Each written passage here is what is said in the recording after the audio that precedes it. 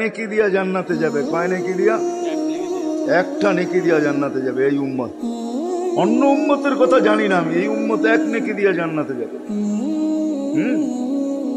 নবীর একটা আদর্শের কারণে জান্নাতে যাবে। সিরত মানি আদর্শ, আর এটা আমরা কদমে কদমে মুহতাজ।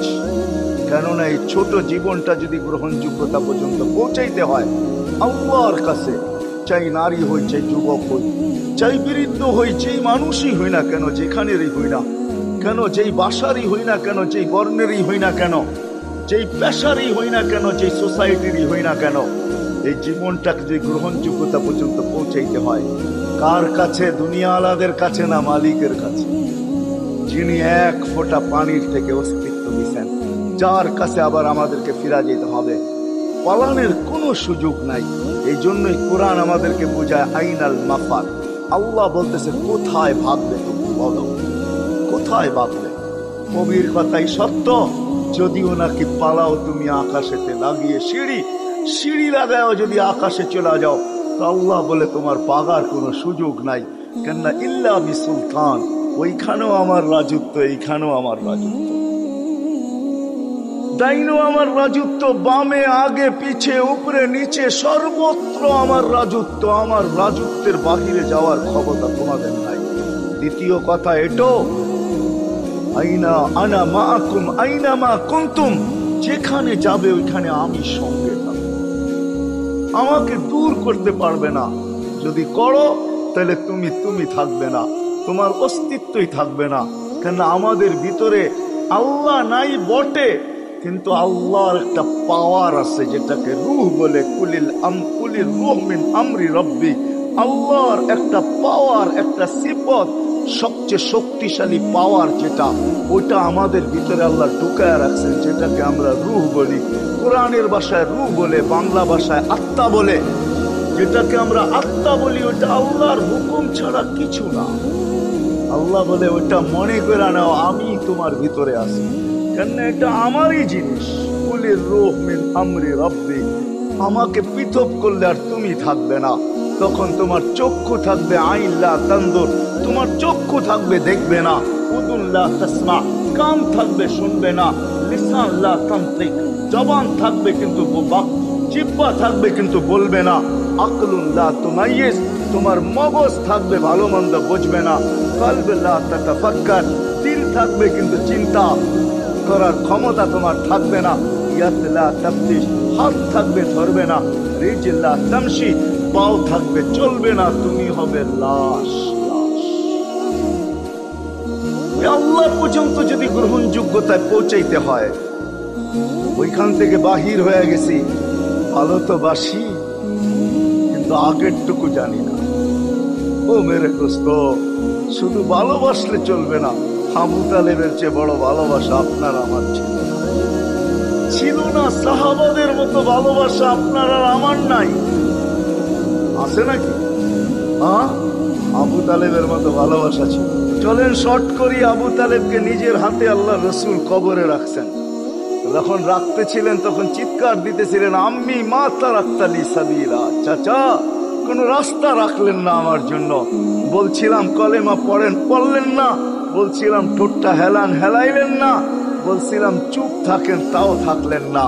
সর্বশেষ একটা চিৎকার দিলেন, আলা মিল্লাতি আব্দুল মুত্তালিব, আব্দুল মুত্তালিবের ধর্মের উপরে চলে যেতেছি। এই কথা বইলা দুনিয়ার থেকে বিদায় নিলেন। চুপও যদি থাকতেন তো আমার জন্য কোনো সুযোগ হইতো। চাচা, ও চাচা, আমার জন্য কোনো রাস্তা রাখতেন। ভালোবাসা কাজে দিবে না। এই জন্য চলেন, জীবনটাকে গ্রহণযোগ্যতা পর্যন্ত পৌঁছাইতে হইলে কদমে কদমে মুহাম্মাদুর রাসূলুল্লাহর আদর্শ লাগবে, যেটাকে আরবি ভাষায় সিরাত বলে, যেটাকে কেরিয়ার বলে। আল্লাহর রসুলের কেরিয়ার লাগবে, আল্লাহর রসুলের আদর্শ লাগবে, আল্লাহর রসুলের সিরত লাগবে, আল্লাহর রসুলের চরিত্র লাগবে।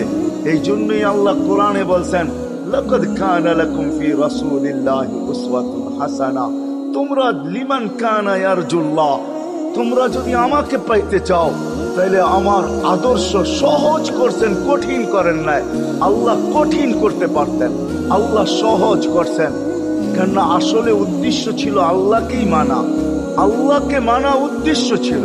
কিন্তু আল্লাহকে চোখে দেখা যায় না, মানবে তো মানবে কি করে? আল্লাহর কথা শোনা যায় না, তো আল্লাহকে মানবে তো মানবে কি করে? আল্লাহকে তো দেখা যায় না, আল্লাহকে তো শোনা, আল্লাহর কথা শোনা যায় না, আল্লাহকে ধ্যান ধারণায় আনা যায় না, কোনো ধ্যান ধারণার ভিতরে আনা যায় না যে আল্লাহর আকৃতি এরকম। আল্লাহকে ধ্যান ধারণায় আনা যায় না, বর্ণনা দিয়ে শেষ করা যায় না। আল্লাহর বর্ণনা দিয়ে কেউ শেষ করতে পারবে না। কোরআন বড় কিছু আমাদেরকে বুঝাইছেন, অনেক বুঝাইছেন যে আল্লাহর বর্ণনা দিয়ে শেষ করা যাবে না। আল্লাহ শুধু আল্লাহ না, 99 নাম দেখলেই বোঝা যায় যে আল্লাহকে। আল্লাহ শুধু আল্লাহ না, আল্লাহ 99টা পদের অধিকারী। বিদায় আল্লাহ ধরা ছোঁয়ার বাহিরে আল্লাহ মানুষ প্রশ্ন করতে পারে, আপনাকে মানবো তো মানবো কি করে, পাবো তো পাবো কি করে? তো আল্লাহ আসান করছেন যে আমার নবীর আদর্শের ভিতরে আমি লুকায়িত আছি। ফুলের ভিতরে যেরকম ঘেরান লুকায়িত থাকে, আমার নবীর আদর্শের ভিতরে আমি লুকায়িত। নবীর আদর্শ মানতে থাকবে, আমাকে পাইতে থাকবে। এই জন্যই রাসূলুল্লাহর আদর্শ দরকার, সিরাত দরকার, কেরিয়ার দরকার। আর কেন আপনি আদর্শ মানবেন না? জীবনটাই তো আপনার জন্য আমার জন্য ছিল, ঠিক না? চোখের পানি ছিল তো আপনার জন্য, চিৎকার ছিল তো আপনার জন্য, রাত ছিল তো আপনার আমার জন্য, দিন ছিল তো আপনার আমার জন্য। দুনিয়ার কোনো মুহূর্ত নাই যেখানে যে আপনাকে আমাকে ভুলে গেছেন, এমন কোনো মুহূর্ত নাই। আরশে যাইও আপনাকে আমাকে ভুলেন নাই। যখন আরশে গেছে আমার বিবেক বলে ওইখানে হারায়া যাওয়া দরকার ছিল। মুসা আলাইহিস সালামকে আল্লাহ আরশ থেকে নিজেকে দেখানোর জন্য তাজাল্লি দিছেন। শুধু তাজাল্লি, আকৃতি না, তাজাল্লি দিছেন। 40 দিন বেহুশ ছিলেন, 40 দিন। অথচ বন্ধু দুইজনে পাশাপাশি বসা, কাবা কাউসাইনি আও আদনা ফাদানা ফাতাদাল্লা ফাআওহা ইলা আবদিহি মা আওহা। পাশাপাশি বসা আছেন। তীর ধনুক থাকলে আপনাদেরকে আমি দেখাইতে পারতাম কতটুকু কাছে। এরকম কাছে হারায় যাওয়া দরকার ছিল। আল্লাহ যখন জিজ্ঞাসা করছেন কি চাইতে আসছেন, আসআলুকা উম্মতি, এইখানে উম্মত চাবো না, চাবো। এই সুযোগ পাবো আর পাবো কখন? এই টেবিলে উম্মত না উঠলে উঠবে কোথায়? এরকম কাছে হব তো হব কখন? এত কাছে পাবো তো পাবো কখন? এত কাছে হব তো হব কখন? এরকম পরিবেশ হবে তো হবে কখন? আপনি এরকম খুশি আবার হবেন তো হবেন কখন? আপনি আমাকে ডাইকা নিয়ে আসছেন, মেহমান বানায়া, আপনি মেজবান। উম্মত চাই। আল্লাহ জিজ্ঞাসা করছে এইখানে উম্মত? তো যুক্তি দিতেছে আনতা রব্বুল কারীম আনা নবিয়্যুর রহিম কাইফা তুদাইয়ু হাদিল উম্মাহ বাইনাল কারীমি ওয়ার রহিম। শুরুতে আপনি, শেষে আমি। শুরুতে আপনি রব্বে কারীম, শেষে আমি নবী রহিম। দুইয়ের মাঝে উম্মত জাহান্নামে চলে যাবে। আমি আমার মনকে বুঝাইতে পারবো না আমি উম্মত। আল্লাহ সান্ত্বনা দিতেছেন, কাসসামতুল কিয়ামাতা কিসমাইন, কিয়ামতকে 2 ভাগে ভাগ করছি। আমি জানি আপনি একাই চিৎকার দিবেন কিয়ামতের মাঠে উম্মতি উম্মতি বইলা, আর কেউ উম্মতকে স্মরণ করবে না। নবীরা তো মাকেও স্মরণ করবে না, বোনকেও স্মরণ করবে না। সবাই নাফসি নাফসি বলবে, আপনি উম্মতি বইলা চিৎকার দিবেন। বিদায় কিয়ামত আপনার আর আমার মাঝে ভাগ, আর কারো মাঝে না। সালতো তা সাফি তো সাফা। ওই দিন আপনি চাইতে থাকবেন, আমি দিতে থাকবো। আপনি সুপারিশ করবেন, আমি মঞ্জুর করতে থাকবো। লা ইউখজিকা ফি উম্মতি, আপনার উম্মতের ব্যাপারে আপনাকে আমি লজ্জিত করব না। কোরআন আসছে আল্লাহর রাসূলের কাছে, আদ-দুহা ওয়াল লাইলি ইযা সাজা মা ওয়াদ্দাআকা রাব্বুকা ওয়া মা ক্বালা। এই সূরার ভিতরেই আছে সাওফা ইউতিকা রাব্বুকা ফাতারদা, আপনাকে আমি রাজি করে ছাড়বো। কোরআন যখন নাজেল হইতেন তো কি অবস্থা হইতো উলামারা জানে। আল্লাহ রাসূল ঘামতে থাকতেন, এতটুকু কষ্ট হইতো। কখনো কখনো বলতেন কাদার রু আইয়াখরুজ, মনে হয় আমার রুটা বাহির হয়ে চলে যাবে। ওই কষ্টের ভিতরে জিবরিল যখন সাওফা ইউতিকা রাব্বুকা ফাতারদা পড়তেছিল, ওইখানেই থামায়া দিছে, জিবরিল থামো। বলছে কেন? সূরা এখনো শেষ হয় নাই। বলছে থামো, আল্লাহ আমাকে রাজি করতে চাইতেছেন। তোমাকে সাক্ষী রেখা বলছে কি চাবে?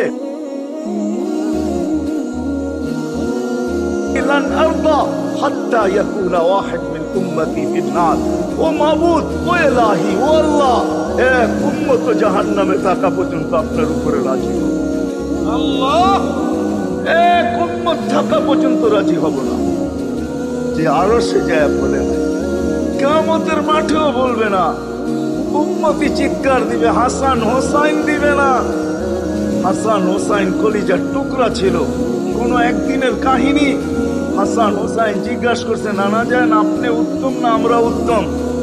আল্লাহ রসুল সাদা সিধা জবাব দিছে, আমি উত্তম, আমি সাইয়্যিদুল আউয়ালিন ওয়াল আখিরিন, আনা সাইয়্যিদু উলদি আদম, লিওয়াউল হামদি বিয়াদি ইয়াউমাল কিয়ামা।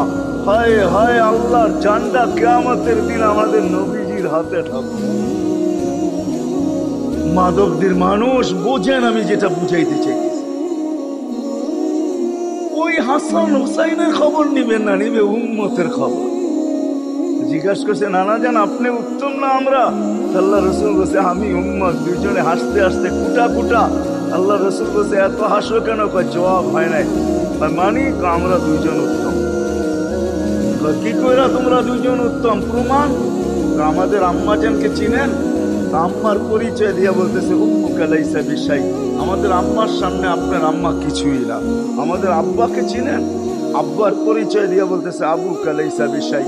আপনার আব্বা আমাদের আব্বার সামনে কিছুই না। আমাকে নানা জানতে চিনেন? চিনেন আমাদের নানা জানকে?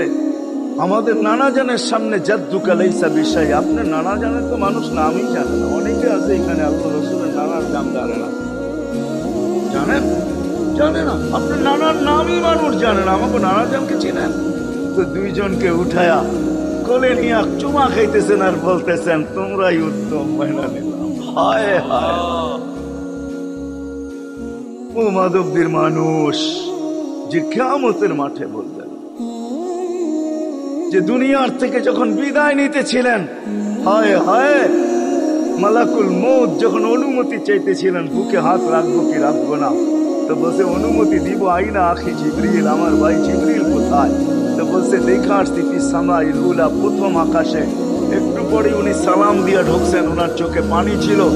বলছে, আপনি কাঁদেন কেন? বলে, আজকে এলপিআরে চলে যাবে, আর কোনোদিন ওহির বাহক হয়ে জমিনে আসবো না। আপনার পরে কোনো নবী নাই, কোনো রসুল নাই, আমারও ওহির কাজ শেষ। ওহির সুবাদে কখনো কখনো নৈকট্যময় জায়গায় চলে যেতাম, আজ থেকে আর যাওয়া হবে না। আমার চোখে পানি। দীর্ঘ ১.৫ লক্ষ নবী, ৩১৩ জন রসুলের কাছে আমি নিয়ে আসছি। আজকে শেষ দিন, এই জন্য চোখে পানি। তো উনি উল্টা প্রশ্ন করছেন, আপনার চোখে পানি কেন? জিবরিল মালাকুল মউত দাঁড়ায় আছে, অনুমতি চাইতেছে বুকে হাত দেওয়ার জন্য। এখনো এক প্রশ্ন বাকি। বলছে, সেটা কি? বলে, ফামাল লিবাদি লি উম্মতি। অথচ ৯ ঘরে চুলা জ্বালানোর মতো তেল ছিল। খাওয়া তো দূরের কথা, বাতি জ্বালানোর তেল ছিল না। আম্মা জান আয়েশা রাদিয়াল্লাহু তাআলা আনহা বলেন, যদি তেল থাকতো তো খিদার তাড়না এতটুক ছিল, আগে তেল পান করে নিতাম। হাদিস উঠায় দেখেন, লেখা আছে ৯ ঘর ছিল, ৯ ঘর। হাসান হোসাইন ক্ষুধার্ত ছিল, আলী ফাতেমা ক্ষুধার্ত। কারো জন্য কোনো চিন্তা নাই যে আমার পরে আমার ৯ ফ্যামিলির কি হবে, হাসানের কি হবে, হোসাইনের কি হবে, আলীর কি হবে, ফাতেমার কি হবে। যেই সময় চাইতেছেন ওই সময় বলতেছে, জিবরিল আমার পরে উম্মতকে কে দেখা রাখে? লানত আমাদের জিন্দগি, লানত আমাদের জিন্দগির উপরে। এমন জিন্দগির থেকে জমিন ফাইটা মরা যাওয়া উচিত। আমি তো মাঝে মাঝে বলি, আমাদের জমিনটা উল্টে যাওয়া উচিত। যে মৃত্যু সময় বলতেছে, আমার উম্মতকে কে দেখা? জিবরিল ছুটা গেছেন, ছুটে আসছেন। আল্লাহ জবাব পাঠাইছেন, লা আতরুকু উম্মতাকা ফারদা ওয়ালা ওয়াহদা। বন্ধু চলে আসেন, আপনার উম্মতকে